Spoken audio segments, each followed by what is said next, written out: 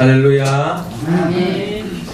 일찍이 선지자들이 예언한 것처럼 또 약속한 것처럼 말씀이 육신이 되어 예수님께서 이 땅에 오셨음을 감사하면서 우리 할렐루야 찬양대에서 귀한 찬양을 올렸습니다. 우리 주님께서 영광 중에 받아주신 줄로 믿습니다.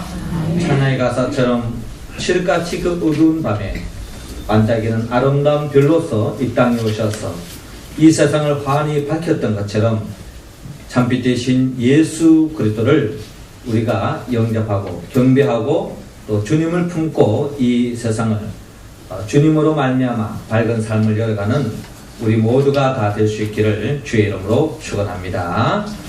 이 시간 우리 옆 사람과 한번 인사합시다. 성탄을 축하합니다. 성탄을 축하합니다.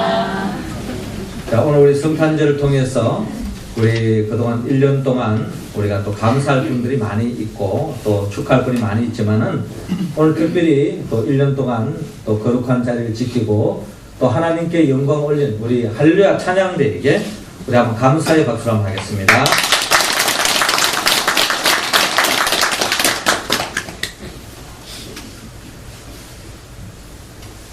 하늘의 영광을 버리고 말씀이 육신이 되어 예수님께서 이 땅에 오셨습니다.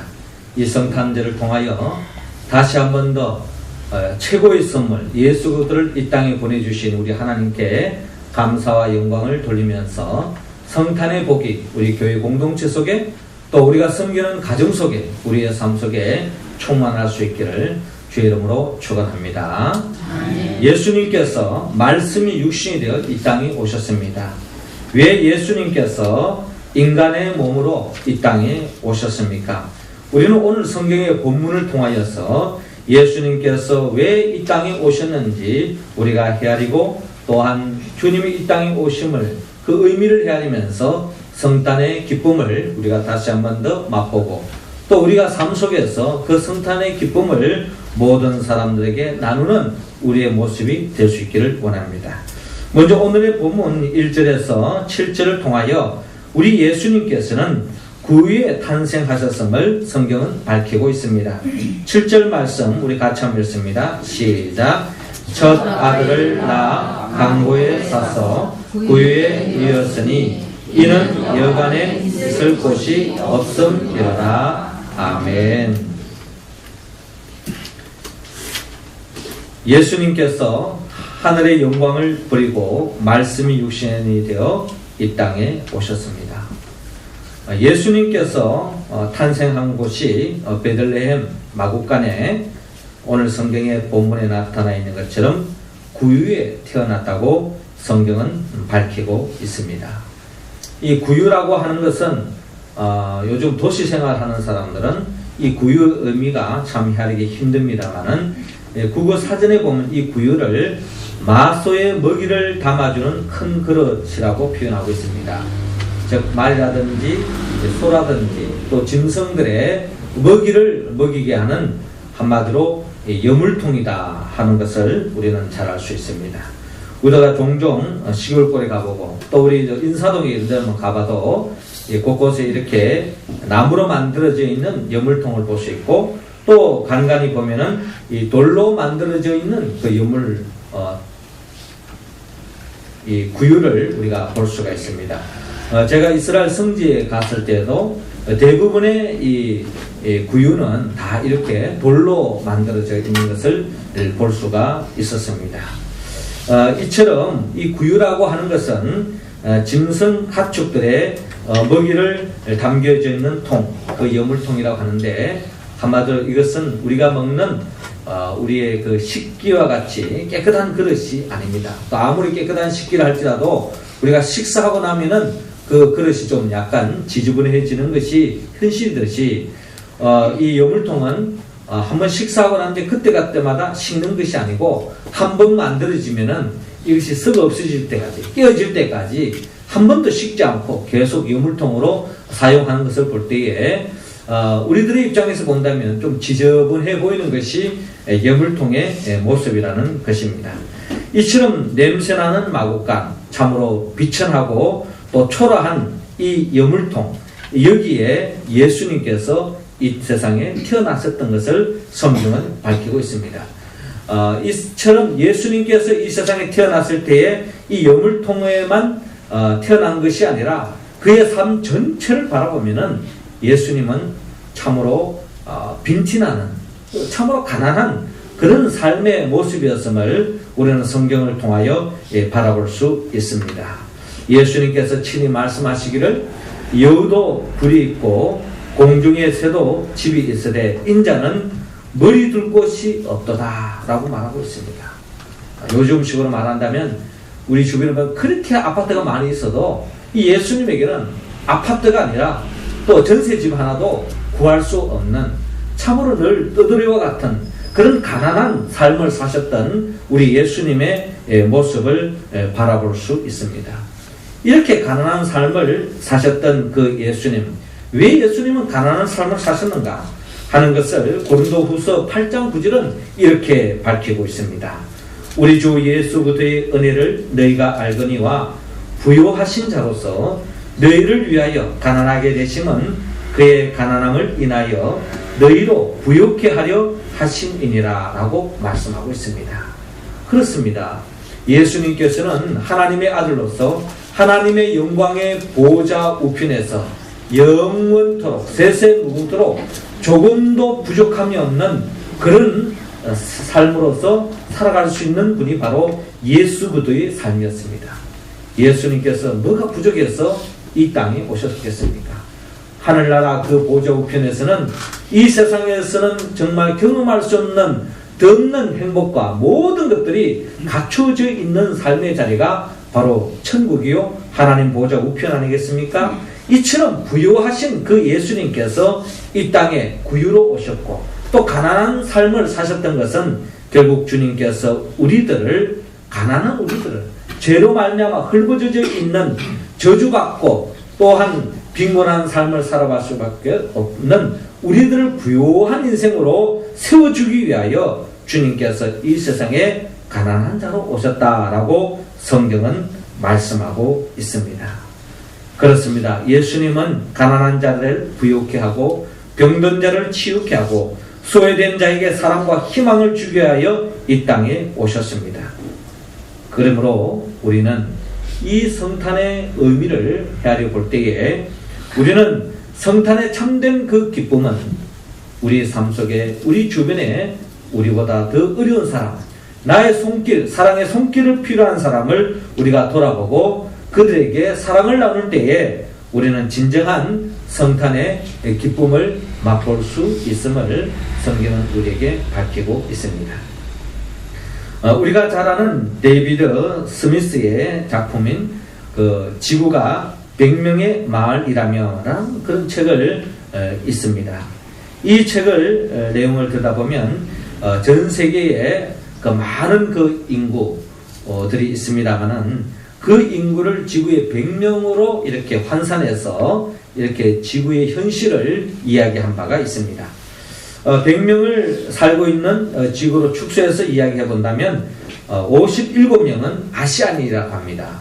그리고 21명은 유럽인, 그리고 14명은 서구인, 즉 미국 사람이라는 거예요. 그리고 나머지 8명은 아프리카 사람이라고 이야기하고 있습니다. 그 중에 100명 중에 52명은 여자고 48명은 남자라고 합니다. 그리고 그 중에 70명은 백인종이 아닌 유색인종이고 30명은 또한 백인이라고 합니다. 그리고 또 100명 중에 70명은 비기독교인, 즉 크리스찬이 아니라는 거죠. 그러면서 30명은 기독교인이라고 이야기하고 있습니다. 또 그 중에 89명은 이승애자, 이승간에 사랑하는 사람이라고 하면은 11명은 그 중에 동성간에 사랑하는 사람이라고 하는 그런 표현도 있습니다. 그리고 6명은 전 세계 부의 59%를 차지하고 있습니다. 그리고 그 6명은 모두 미국인이다. 이제 이렇게 이야기하고 있습니다. 그리고 80명은 적정 수준 이하의 주거 환경에 살고 있고 70명은 문맹인이며 또 50명은 영양 부족이고 또 1명은 빈사 상태이고 또 한 명은 지금 막 태어나려고 하고 있다는 것입니다. 겨우 그 100명 중에 한 명만 대학 교육을 받았고 그 중에 한 명만 컴퓨터를 소유하고 있다는 것입니다. 이런 걸 보면 우리가 얼마나 그 풍족한 삶을 살고 있는가 하는 것을 헤아려 볼 수가 있습니다. 우리 요즘 젊은이들 보면 개인적으로 컴퓨터 없는 사람은 다 없잖아요. 다 가정마다 다 컴퓨터는 다 하나씩 있는 걸 볼 때에 우리가 전 세계적인 입장에서 볼 때에 얼마나 우리가 풍족한 삶을 살고 있는가 하는 것을 우리는 생각하지 않을 수 없습니다.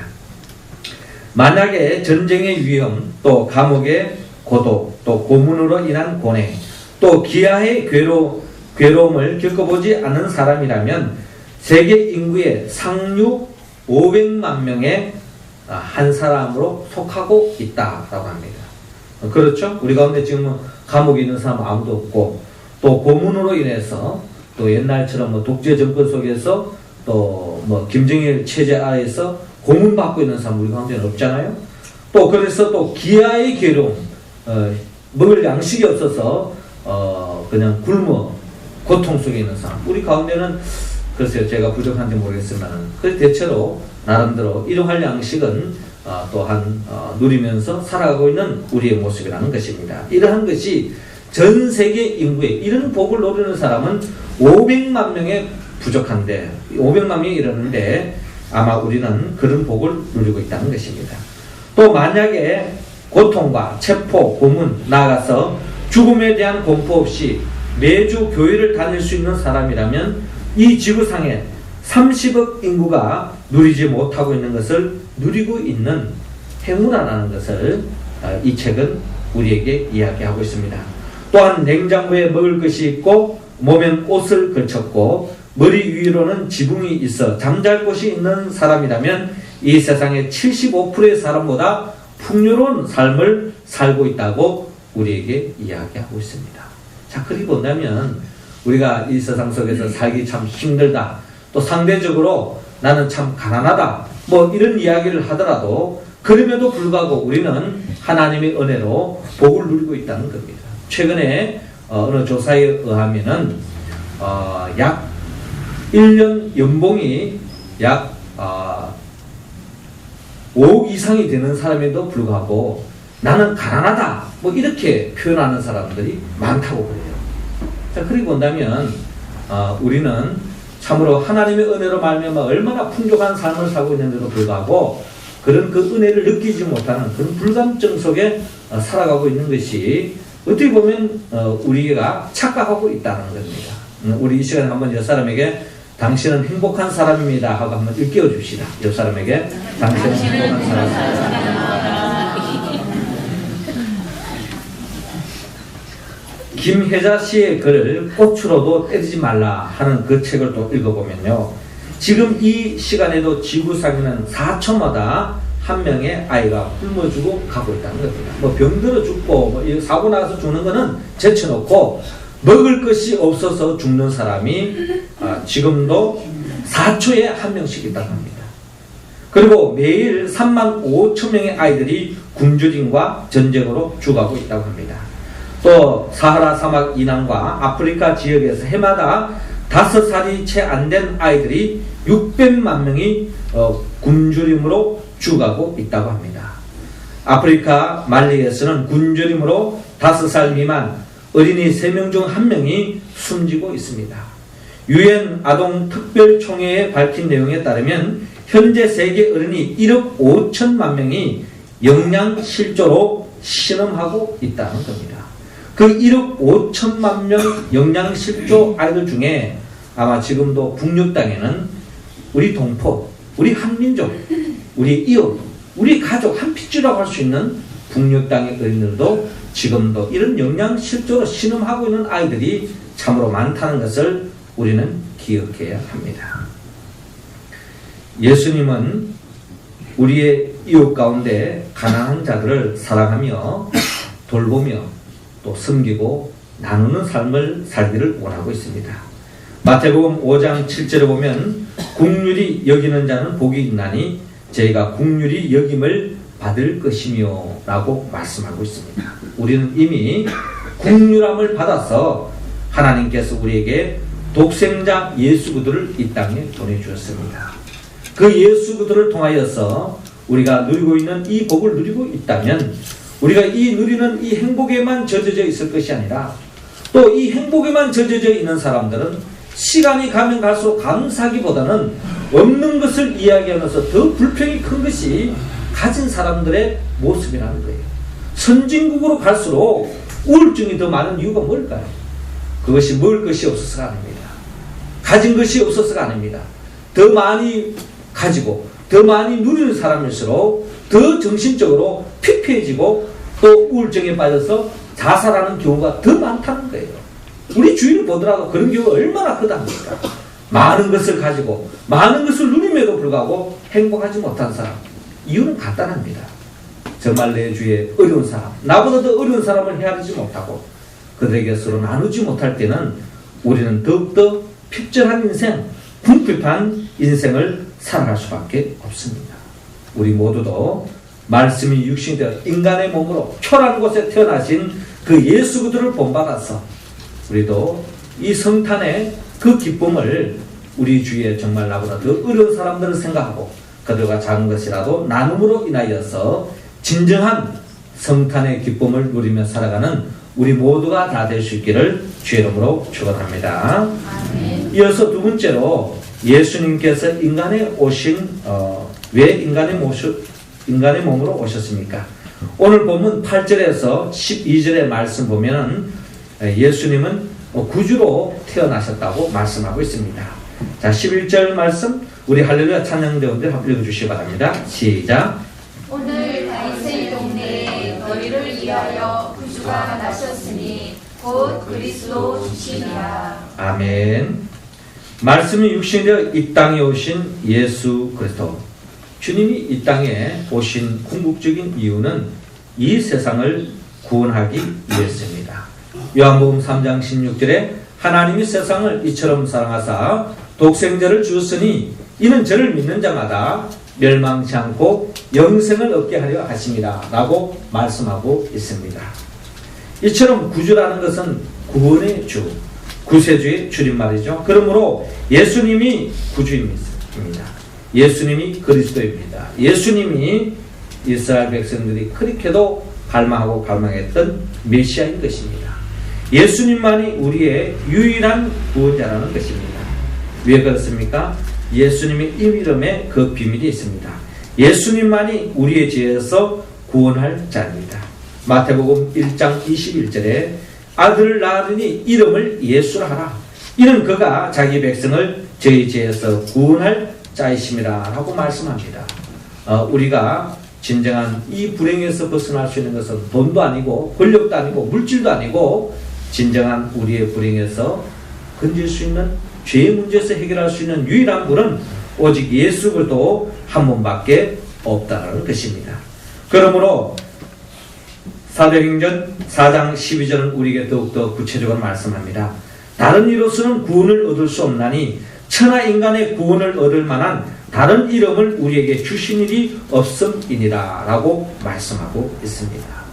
주님이 이 땅에 오셨을 때 천군 천사들이 찬양을 올릴 수 있었던 것은 이 땅의 모든 인생, 모든 피조물들이 진정한 구원을 맛볼 수 있는 유일한 길은 오직 예수 그리스도 한 분밖에 없다는 것을 알았기 때문에 그 예수 그리스도를 이 땅에 보내주신 하나님 앞에 천군 천사들이 찬양하고 있는 것을 바라봅니다.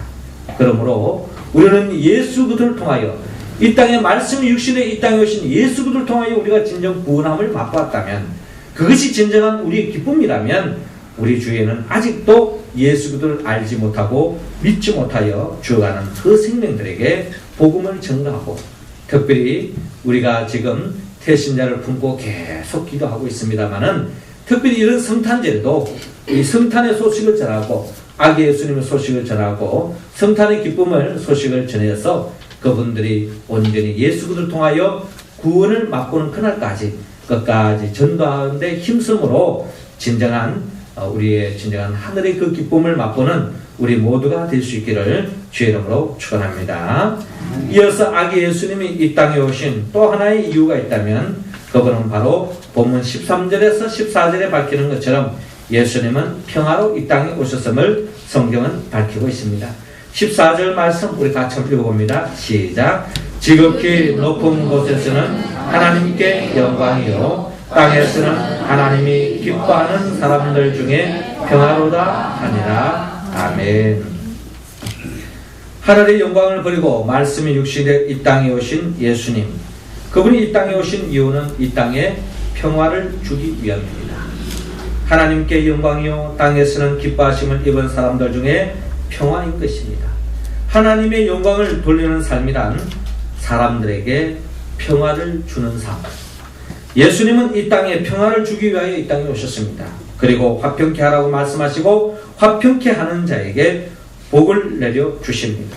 마태복음 5장 9절에 화평케 하는 자는 복이 있나니 저희가 하나님의 아들이라 일컬음을 받을 것이며 라고 말씀하고 있습니다. 그렇습니다. 우리는 성탄을 통하여서 진정한 주님이 이 땅에 오신 그 기쁨을 우리가 전파할 수 있는 유일한 길이 있다면 우리가 이 세상에 피스메이커, 평화를 만드는 사람, 모든 사람들의 관계를 좋은 관계로 만드는 것, 이것이 바로 성탄의 기쁨을 맛볼 수 있는 또한 우리의 삶의 모습이라는 것입니다. 주님께서는 로마서 12장 18절을 통하여 할 수 있거든 너희로서는 모든 사람으로 더불어 평화하라 라고 말씀하고 있습니다. 여러분, 성탄의 기쁨은 우리가 모든 사람들과의 관계 속에서 사랑의 관계로 이어질 때에 진정한 성탄의 기쁨을 맛볼 수 있습니다. 가족 간에 또 이웃 간에 서로 원수를 품고 있다면 이 세상에 아기 예수님이 우리에게 기쁨을 주고 평화를 주기 위해 이 땅에 왔다 할지라도 그 예수보다는 아무런 의미가 없다는 겁니다. 그래 본다면 진정한 성탄의 기쁨을 우리가 만끽할 수 있는 또 하나의 길이 있다면 그것은 바로 모든 사람들과의 좋은 관계를 맺고 살아가는 삶, 그 속에 진정한 성탄의 축복과 기쁨이 있습니다. 오랫동안 우정을 나눴던 두 사람이 있습니다. 그런데 무슨 일인지 모르지만 이 두 사람이 크게 다투고 그만 사이가 나빠졌습니다. 1년 동안 상종하지 않았습니다.